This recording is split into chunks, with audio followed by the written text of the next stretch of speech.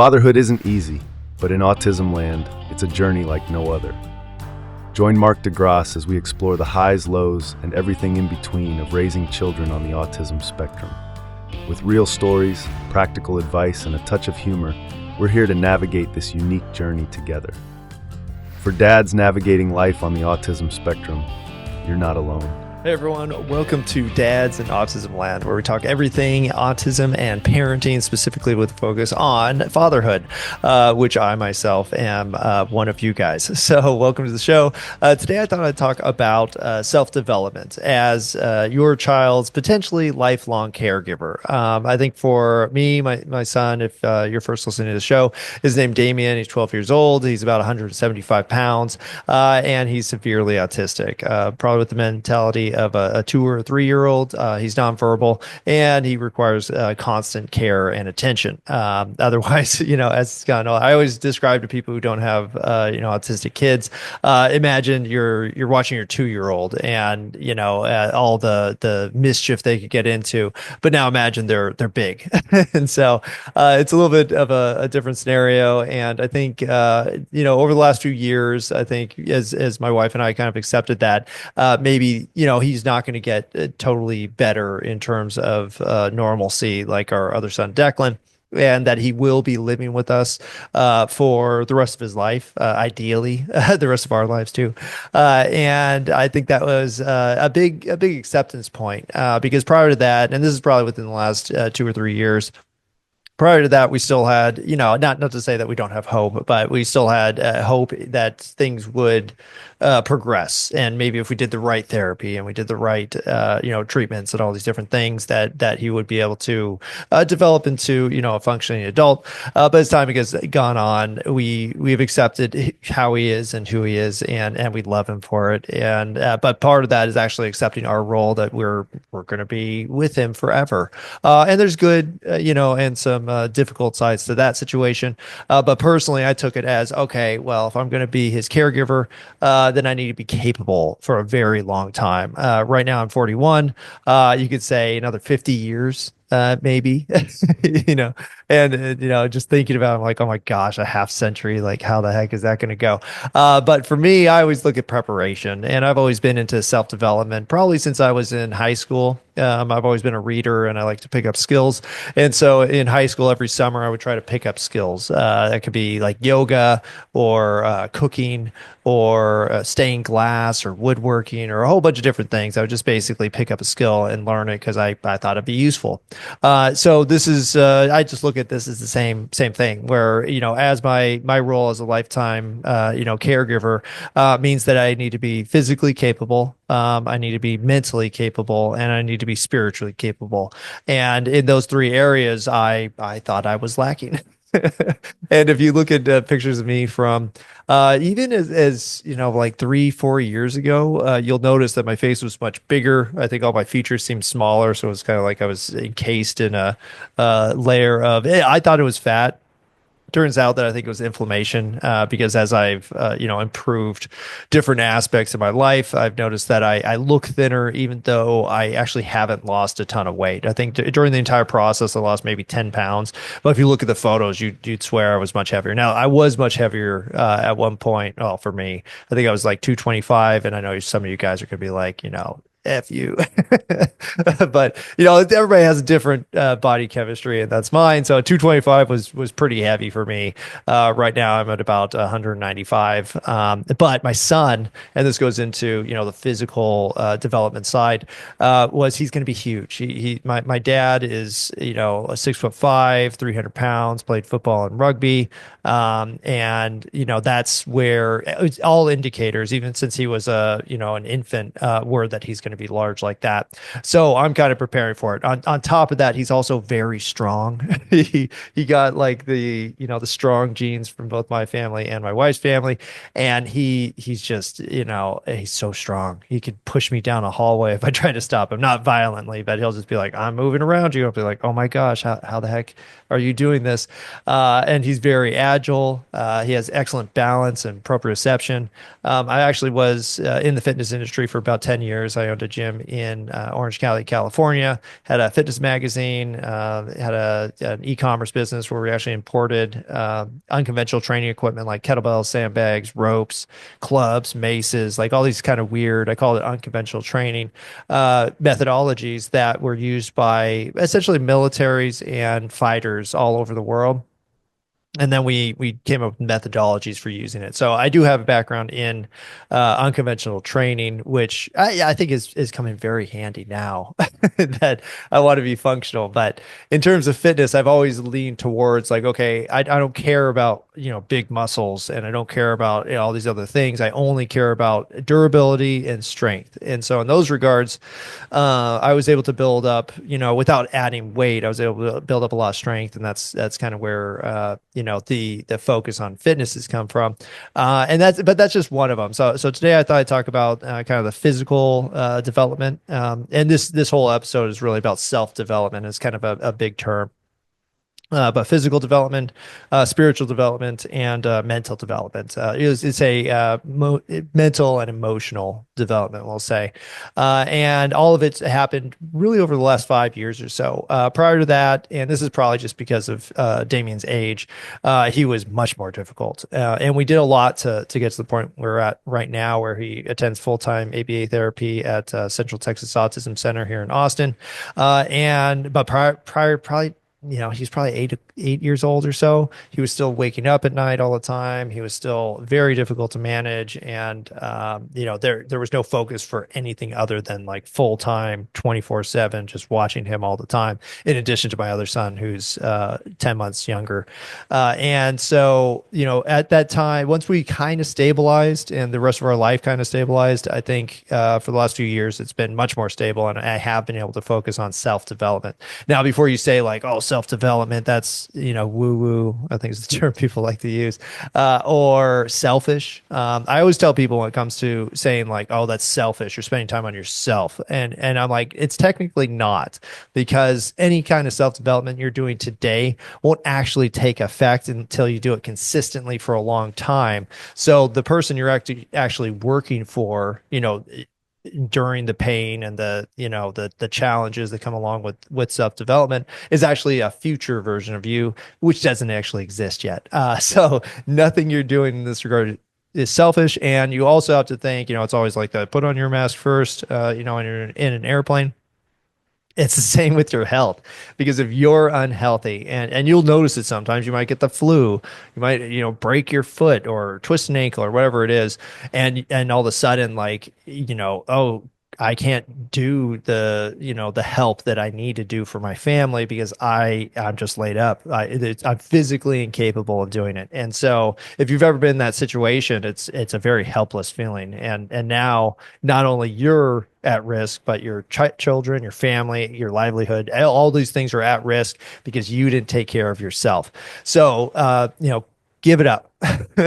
Drop your feelings about like, oh, it's unnecessary. I'm tough. I'm disciplined. I could push through. You can't. It's impossible. You need help, and you need support, and you need all these different things. And I think that's probably the most selfish thing you could do, is be like, I'm tough enough to endure this on my own with no help, no assistance, and just me pushing forward. And I think that the only thing that could kind of, barely accommodate that is your faith. I'm Christian, so I'll talk a lot about being Christian and those aspects. But any kind of faith, whatever you choose. If you have no faith in something greater than this life, it's going to be hard. And I think if you had nothing else but that, then you could push through, you could make it. But other than that, I think it's very difficult, very lonely. And honestly, you being sad and miserable is not good for your child or the people you're taking care of either.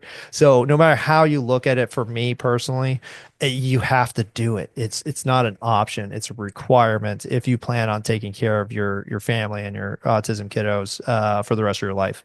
Which for me, I have to. So I'm going to go kind of into the different aspects, starting with the physical development, because that's kind of where I started. Like I said, I had a gym. I was a trainer. I've written certifications. I was the chief fitness officer of a company here in Austin called On It, one of Joe Rogan's companies. And I've been around a lot of this stuff, and the people I looked at, because I was never really impressed with bodybuilding and Arnold Schwarzenegger, big muscles. I thought it was so lame.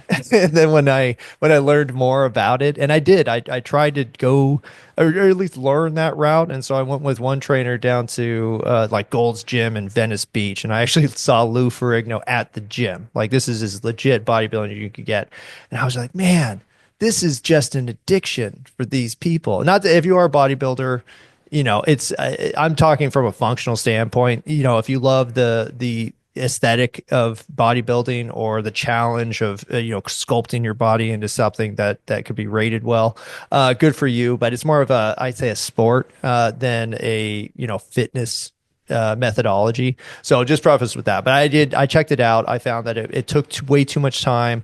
It took way too much work on your diet, and it wasn't functional enough because I saw, I worked with a lot of MMA fighters, and you see, you only take seeing a few bodybuilders getting their butt kicked by, 100-pound jujitsu girl, to realize like, I think there's more functional ways to be. But for me, I saw that I went through all the methodologies, and I have done, some martial arts, and I found like, man, functional training, is the best. And at the time when I got back in shape, and I was an athlete in, high school, a little bit in college, and after that, I realized like I didn't actually know how to work out. I just was told to train, and so I was in shape. But once I realized I didn't know how to exercise, I had a friend who had started kettlebell training. This is in the, probably the mid early 2000s. And I was like, oh, cool. And so he taught me how to use kettlebells, and I got in shape again within like a month. I was like, oh my gosh, this is incredible. I'm back in shape. I'm indestructible. I feel great. And it was all with kettlebells and like 20 minutes a day. And so that was my big, sell on physical fitness, where it was like, man, it doesn't take a lot of time. It doesn't take a ton of backbreaking effort. You just need the right methodology and the right training, and you can get the job done. And so that became my focus, when I got in the fitness industry. And then I learned that there's all these different methods. Kettlebells, of course, originated in Russia. They were actually weights used to hold down like a marketplace tent, and they used it to weigh different types of grain and things like that. So it's called a pood, Pood, and it weighed 8 kilograms. And then I think we used 24 kilograms. Anyways, but it's ballistic training. It's very functional training. And then we got into sandbags and odd objects like Atlas stones, logs, all this kind of crazy stuff. And then you have the gata, which is actually like a 4 foot long mace type device. It's a pole with a big weight on the end. You use it for rotational swinging movements. That was used by Persian warriors, I think 3,000 years ago. That's where it originated. Then you have Indian clubs, which are a methodology that came out of India, but was trained by British military when they had a colony over there. And so it's all these different methodologies. But what I found was they were very functional. They're used by people who actually use fitness in their jobs, and so that's where I learned the stuff, and it's fantastic. So if you're looking for training methodology, it doesn't necessarily take a ton of time, but it does take some effort to learn the methods, and then take some discipline to get it done. And you'll hear it all the time, but consistency is the name of the game. Now, in terms of your health, though, I will say that I believe that the diet is much more important. Like you could train all you want, but if your diet's crap, it's going to hurt. And like I said, I was larger and inflamed, not because and I was eating bad and I was drinking too much and all that too. But it was actually, I was allergic to a ton of stuff. And so and just so you know, it sounds like I'm talking a ton about fitness, but it's not as hard as you think. It just takes time. And what you have to realize as you're building these habits for fitness is it's not so much about you, like I'm buckling down and I'm doing 2 workouts a day and I'm doing 1,000 calories and all this stuff. I call that a fitness binge, and it always fails. It always fails. But when you're trying to pick up these habits, the failure is just part of the process. And you might be good for a little bit, and then you'll be bad, and then you'll be better for a little bit, and then you'll be bad again. And then if you could just work on this system, and I actually have a GPT that I'll connect to this episode to show you how to give up things, because this methodology works for that too. But it's how I gave up alcohol. And I gave up alcohol over the course of probably like 3 years, where I started giving it up for longer and longer periods. At one point, I gave it up for an entire year. That was in 2019, but then 2020 hit, and I was like, oh, I'll be more, I'll be better at regulating, drinking because I gave it up for a year and then COVID happened and I got stuck in a house for, a year and that was not good for anybody. But after that point, then I said, okay, I'm done. I don't want to do this anymore. And then I finally gave up. But it was a long time where I was giving up types of alcohol prior to giving up everything altogether. So I gave up alcohol. I also eventually took a gut biome check. And if you haven't done this and you find yourself inflamed and unable to lose weight, it could just be you're allergic to some foods. So I took a gut biome check, and I'm not going to say that it's going to happen to you, but I use a company called Viome, Viome. I'll link that too. But it showed that I was allergic to like 100 foods, like pretty, they inflamed my gut essentially. And so I ended up giving up beef, pork, broccoli, bell peppers, spinach, like my entire diet basically. And I found that within a month, my entire life changed. My outlook changed. Turned out I had like IBS for like 25 years since I was a teenager. And I was basically miserable that entire time and in pain. And I basically just chalked it up to like, oh, everybody's bloated and uncomfortable for their whole lives, right? And turns out, no, you don't have to be bloated and uncomfortable for your whole life. You could not do that. Anyways, so gave up a bunch of foods, not all the foods. I still eat stuff I'm not supposed to, but beef and pork, I think those were the huge ones that I gave up. And it was hard. I love food. I have a donut blog, but it was totally worth it because I feel so much better and my energy's better and my inflammation, all that kind of stuff went away. So yeah, those are two, in terms of fitness, I recommend. Find a methodology that you can do and that you can do consistently and that, you could grow into. I look at fitness methodologies as skills, just like martial arts, like, oh, I know jujitsu or I know judo or I know Muay Thai kickboxing or whatever it is. If you look at it as a skill, then it's not just about the result you get from doing it. Like, oh, I sweat it out. It's like, no, I'm building a skill. I'm able to do it better. And so find that and you'd be amazed. And it doesn't take a ton of time. Start with push-ups and squats and sit-ups, 10 minutes a day and you'll get some results, but just do it consistently and you'll win. And then figure out your diet and figure out something that works for you specifically. I'm not going to give you a diet plan. Actually, I'll give you a GPT for that. But, figure it out. Figure out what you can eat consistently. If you're really, I think the hack that I tell people is, hey, just write down everything you eat for a week. Look at the top 3 foods that you eat and stop eating them. Just cut them out all together. And what you'll find is you'll have to adjust your entire diet. And most likely the stuff that you're eating the most of is the worst for you. And then all of a sudden you lose weight and you haven't actually changed anything else. And also only pick one thing at a time. If you try to do more than one thing at a time, you're going to fail. You have a reserve of discipline. You're, being an autism father, that's half of your reserve right there, like out the window. And then you have the other half and you got to partition it out. So only try one new thing at a time and then you'll be much better off. Spiritual journey. I'm not going to talk a ton about church, but church changed my entire life, faith changed my entire life. We were actually looking for a new place to pray, and ended up going to the Ridge here in Austin. And the pastor Brad actually has a 25-year-old autistic son. He has terrible seizures, which is gotta be so difficult. We unfortunately don't have that situation with Damien.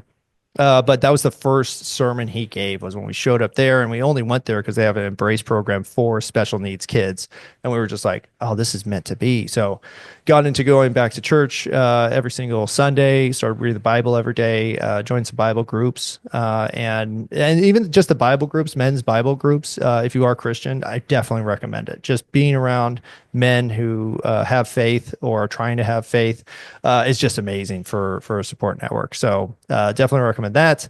And then just that regular practice. And then, the spiritual journey, and this is kind of mixed in with the mental journey, is the meditation. And try meditation a million different ways. Again, I kind of taught myself when I was in high school. I've done it on and off for 25 years now.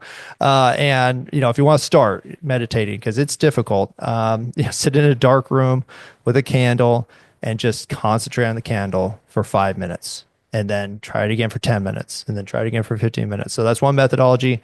Another thing I always recommend to everyone, to my son, to all athletes, to everybody, is breath work. And breath work is just what it sounds like. It's practicing breathing. And you might say like, oh, I know how to breathe. You probably don't. and you probably aren't doing it right, and you probably haven't practiced it. I mean, there's a lot of muscles that are involved in breathing. Your diaphragm, your core, your back. I mean, you could. It's there's a yoga method called Kundalini that you could practice where you get all of that together. But most of the time, I just recommend go to YouTube. There's a guy named Breathe with Sandy, and it's this hippie looking guy. It's usually on a beach or in some beautiful place, and he's just breathing. He's doing a breathing routine. And it's very systematic, and it's something you could do in 5, 10, 20 minutes. I've done up to like 45 minutes. That's a workout. So just keep that in mind. But build up and just try it. And, these things, and I'm not going to talk about all of them, but I've tried grounding, I've tried contrast therapy, cold dipping. Cold dipping, I really enjoy. It's not easy. And you have to need the equipment for it. Saunas. They actually say that sweating is the best detox you could do of all the detox methods. Just sweating is the best one. So if you only do one thing, I'd say sauna. Sauna is a good one to do it, and you can get those in your gyms and stuff like that. But all these methods, and again, these are coping mechanisms because even the breathing, like I went through times where I was working in like 80, 100 hours a week, and in addition to everything else, and the only thing that kept me going was like the breath work and meditation and the ability to slow down because I was going so hard all the time. And so I definitely recommend that. And then, and this all is getting mushed together, but in terms of all of these things, I also did therapy. A BetterHelp is a app you can get. It's not really an app. You're just connecting with a therapist that's part of their network. And it's great because you can just jump on a phone call. And a lot of times, especially if you have, somebody with severe special needs, you can't get out of the house even for that hour and a half it would take to do a session. This you could do through Zoom or even a phone call, and just having that outlet. And a lot of times you think like, oh, I should have friends to do that. Sometimes your friends just don't understand. You could talk to us, other autism dads, we might understand. But even then, opening up is hard. And I think the best thing I got out of therapy was the ability to just talk. Like, hey, here's how I'm feeling. How am I feeling? And then in regards to that, if you do want to do something that's more private, you look up shadow work by Carl Jung. Shadow work is an excellent way to start to address some of these feelings that you have that you might not really understand. And what this kind of methodology or system does is helps you, look inside at the root cause of those feelings. And then a lot of times what you'll find is there was some situation you had when you were 7 years old and some kid, called your shoes ugly and pushed you into the mud. And all of a sudden, this is why you don't like guys who have long hair, and that could be it. All these things. And all you have to do for this methodology specifically is look at your triggers. When you get mad, when you get super frustrated and you just like pop, you just like go off for no reason. And you're like, man, I was in a good mood. And then all of a sudden that happened. And now I'm pissed off. Most of the time that was a trigger and it's triggering something that if it's and just look at the situation, like would anybody get this mad about that situation? And if you find like, no, it's kind of weird that I got that upset about it. Then there's probably some trigger there, and you need to do some introspection to figure out why that's triggering you. And so there's different methods. I'm not saying one method is better than another, but you have to try. And the truth is it's a responsibility for you to figure it out, because if you don't figure it out, your body's going to continue to deteriorate. Your mind is going to get, your mindset's going to get worse and worse. And it's, again, it's not just about you. It's about your family. It's about your special needs kids. And if you can't figure this out, you're going to break. It's not an option. It's just going to happen. And it's not good for anybody, including you. And I really believe that the long-term effects of mental anguish, which is really what we're talking about here, is disease. It's, the long-term effect is, okay, I'm stressed out all the time, but I can handle it. It's like, no, you're stressed out all the time and your body is in that mode constantly, and you're burning up reserves where you shouldn't, and you're not able to progress in areas that you should. And so the net effect is just bad. So you got to figure it out. It's not a waste of time. It's not a waste of effort. It's 100% necessary for you to figure out your self-help regimen or pay the price in 5, 10, 15, 20, 30, 40, 50 years. Like I was talking about, having to be alive, be functional, and for me, deal with a 300-pound linebacker all the time, forever, and so that's just look at your situation. And the other effect that I found, which is the best effect, is I'm happy way more often. Prior to going through this kind of transformation, like I couldn't even remember the last time I was happy. All I saw was the work and the struggle and the challenge, and that was I'm just putting my head down and I'm just going to keep on working. And now I could find joy every day in something.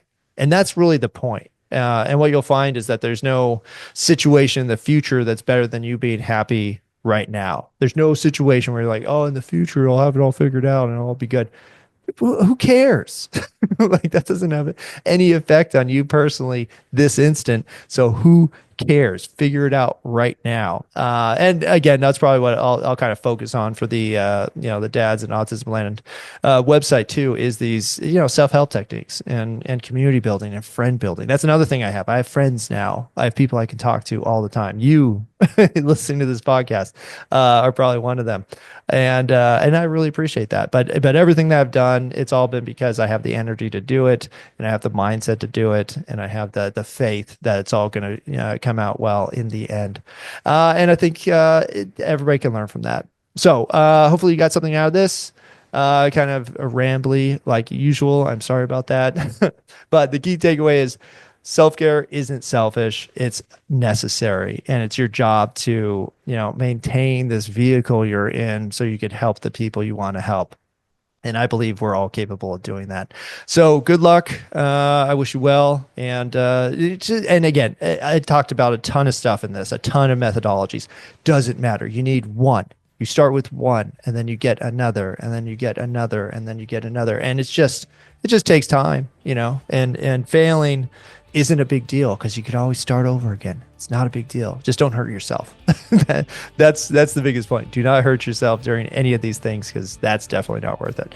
But tune in next time to get more tips.